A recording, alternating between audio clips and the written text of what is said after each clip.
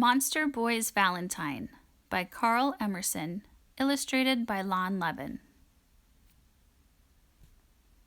Marty Onster and his classmates were wound up like yo-yos. "Children, children, please settle down," cried Miss Taken. "I know you are excited because tomorrow is Valentine's Day, but we have to talk about our class party. You may bring in cards and candy," Miss Taken said, "but if you do, you must bring them for every student in our class." "Even the monster?" Bart Ali sneered. Uh-oh. Marty Onster felt his monsterness begin to show. The skin on his forearms started to crawl. He looked quickly at his best friend, Sally Wheat. Seeing her sweet face always calmed him down. "Now, Bart," Miss Taken said, "Valentine's Day is a day for telling everyone that you care about them." "Even freaks?" Bart snorted at his own joke. This time, Marty calmed down by thinking about the valentines he was going to make that afternoon. Right after school, Marty and Sally raced out the door. They went to buy candy hearts with messages on them to put in their cards. At home, Marty got to work. He carefully folded a card for each student. He cut some cards into hearts. One heart started out a little pointy, so Marty made that one into a bat. Then he made a robot and a T-Rex. For Bart, he left the card a plain rectangle. Marty made a special card for Sally. He cut it into the shape of her favorite bug. Then he chose which candy heart to go with each student.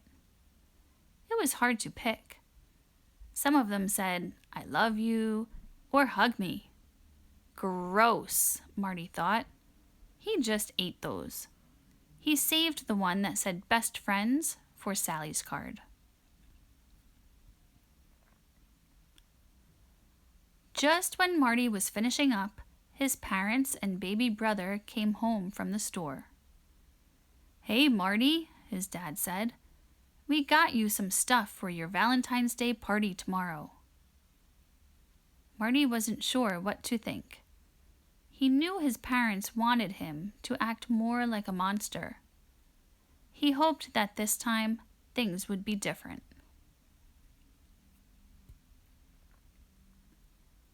And Monster Supply was having a sale on those darling candy hearts you like to pass out, said his mom. Marty opened the bag. He wasn't sure what to say. Thanks, Marty said at last. "I'll be sure to pass those out tomorrow." When the time for the party came, Marty started digging in his backpack for his cards. When Marty looked up, he couldn't believe his eyes.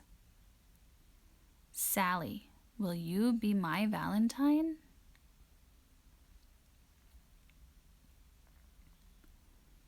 Marty felt his blue monster fur start to pop up. He could feel his fangs growing. He wasn't sure what to do. His card and candy heart would look like no big deal next to Bart's. Marty took 2 big breaths, and his monsterness went away. He went around the room passing out his cards. "Here you go, Sally," Marty said. "Sorry it's not, bigger." Sally looked sweetly at Marty. "I'm sure I'll love it," she said. "Here's yours." "What is that, a bug?" Bart said. "You call that a Valentine? I thought you liked Sally."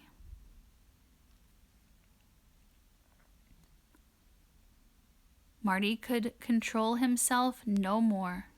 Bright blue fur popped out all over his body.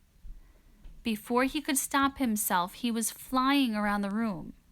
He dove into his backpack for his mom's candy hearts. He grabbed chocolates off the desks.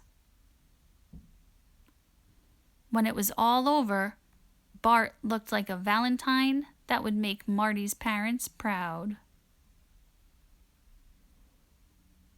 When Marty finally sat back in his chair, he and Sally looked at their cards. Sally leaned over to whisper in Marty's ear. "This is the best Valentine's Day ever," she said. Contain your inner monster. Tips from Marty Onster. Don't waste time comparing yourself to other people. It'll just turn you into a monster. Sometimes the best thing to do is just ignore people who bug you. Don't wait for Valentine's Day. Tell your best friends they're great today.